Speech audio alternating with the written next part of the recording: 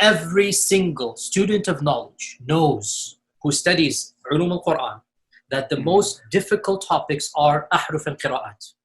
When you're the beginning student of knowledge, you're like, what is all of this going on here? When you go a little bit more, you learn to simply memorize what your teachers say and regurgitate it out.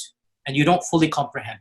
When you do a deep dive is when things get very, very awkward and difficult. That the issue of ahruf and preservation and qira'at and relationships between them, these are very, very difficult issues. And the most advanced of our scholars, they're not quite fully certain how to solve all of the unanswered questions in there. Here's the point.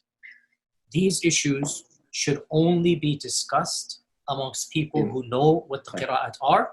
And it's very clear to you and to every single very advanced student and specialist that the standard narrative has holes in it. That's what I'm going to say.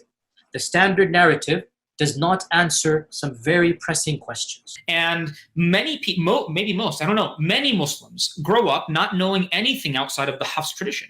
And they don't get exposed to the idea that there are other reading traditions and that there are Quranic variants and that all sort of this whole system framework that I discussed.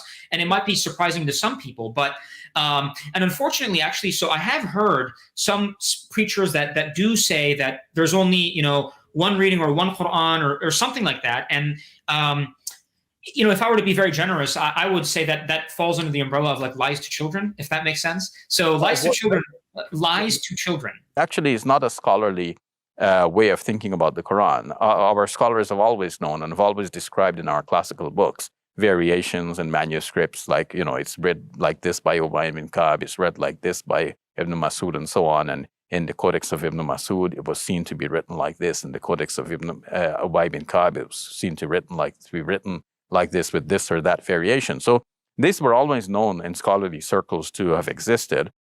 But recently, average Muslims have just simply, without bothering to learn, they have just simply parroted a common way of speaking about the Quran and saying, it's 100% the way it's always been.